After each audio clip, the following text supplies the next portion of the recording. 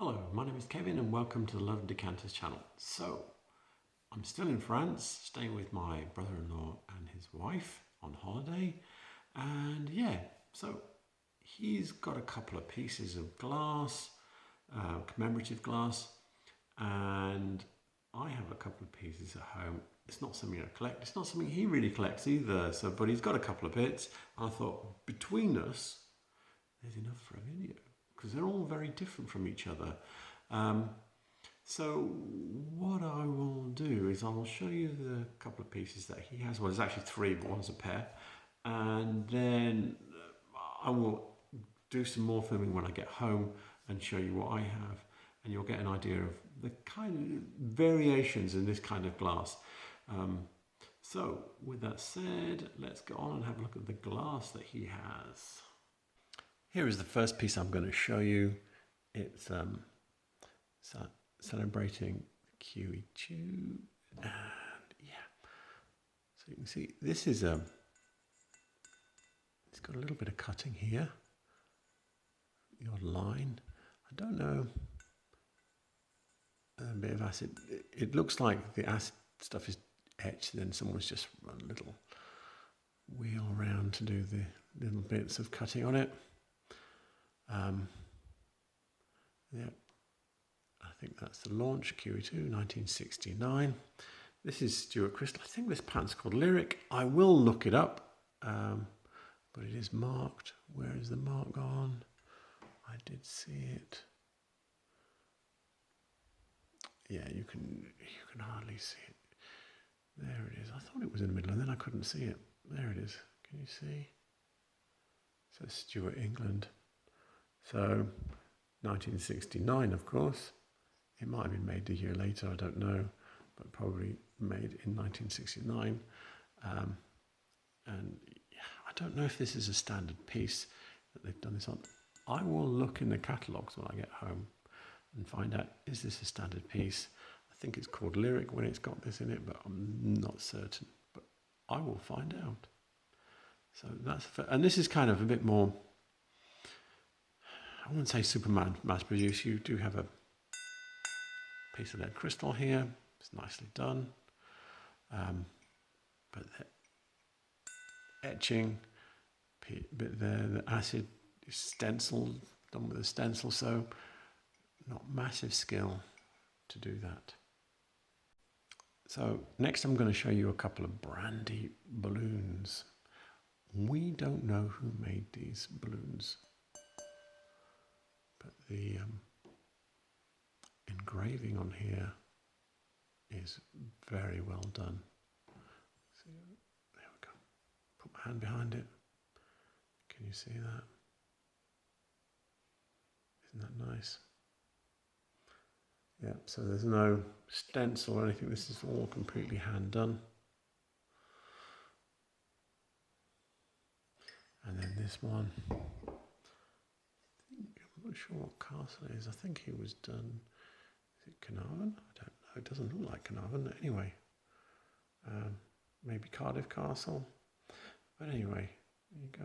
HRH, Wales, 1969, July the 1st.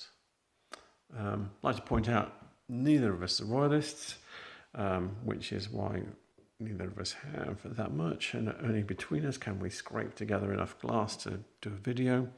But it shows you the difference in quality. This is super quality. This does have an engraved name on the bottom. So the engraver have put their name on it, and it looks like it's W.H. Cook. I have tried to look this person up without any luck, but they are clearly a skilled glass worker. Yeah, so yeah, those are quite nice, and he just bought them because he thought they were quite nice. So with that said, what we'll do is we'll cut back to my home at a later date and get back and finish this film. By the magic of technology, I'm now filming this half of the film video from home, and yeah, so I'm in 1953 here, and I'm doing the Sublime to the Ridiculous here. So this is commemorating the coronation of Queen Elizabeth, 1953. Look at the quality of that cutting. Yeah, and then it's got thistles, shamrock, rose. Yeah, actually, just thinking on that. Go back again. Yeah, obviously Wales doesn't count. So yeah, but very nicely done. I've got a few of these that were given to me as a gift. Yeah, they're very nicely, you know, engraved on here and cut. And then you've got, from that level, the almost throwaway pubware for the coronation. It says Coronation 1953. It's a little half pinter. Just has the number 4 underneath it. It's probably something like Bagley or Sowerby or Ravenhead, or, you know, one of those types of mass producers. So yeah, it is what it is, you know.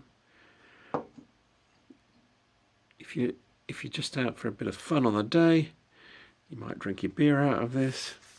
If you're a hardcore royalist, you'd buy this and drink your whiskey out of it for the next 50 years. Or in this case, 70 years. I have drunk out of it a couple of times. Well, one of them anyway, because I've got a few.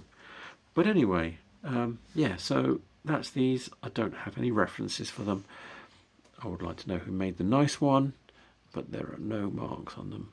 So, got a bit of wear around the base, but yeah, they are quality things. So, I'm not sure if this counts, this piece. It's got no year on it. However, it does have the cipher for Queen Victoria. Now, I'm not going to kid myself that this came out of Windsor or one of the palaces or something. The cipher's very nicely done, though. I suspect this was done as a place where she visited, and this is what they wanted to put on the table. But yeah, it is a quality piece. Now, if someone can tell me, yes, this is part of one of her services, I'd like to know. It's just a little carafe, but it is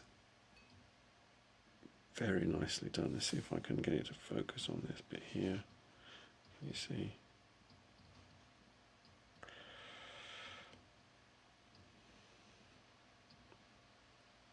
It says VR Victoria Regina, or in other words, Victoria reigns. So, yeah, and it's very plain, simple, quality piece, you know, with a cut base and everything. But yeah, don't know who made it. Could be one of many manufacturers. Even the people that we think of as doing press glass, like Sowerby, were making probably this quality of goods when this was actually made. They were making cut glass as well in the Victorian era, and things that would be similar to this. But the cipher is very nicely done, so someone took a bit of care with that. So this is the last piece I'm going to show you, and my oldest piece of commemorative glass from my very tiny collection of it, because it's not something I particularly collect. This is an Irish decanter made by B. Edwards of Belfast. I have that on good authority by the Museum of Ulster, and also from them I have authority that this cipher here is to commemorate the Act of Union of 1800, which joined the Kingdom of Ireland and Great Britain to create a new country called the United Kingdom. So this would be very close to that time. It's the Act of 1800. It wasn't passed until 1801, so maybe it's 1801 or 1802, but it's nice because as it's a commemorative piece, again, it gives you an exact date, and that's the thing about commemorative pieces. Yeah, I've only ever seen one of these in a book, and only in one book. I think that was in one of the Decanter books by Andy McConnell. Slightly different to this one, and it's got the owner's initials on the back as well, and that would be a couple, so it could probably be something like John Priestley and Anne Priestley or something like that, you know. But anyway, I can't think of an instant Irish name that pops beginning with P.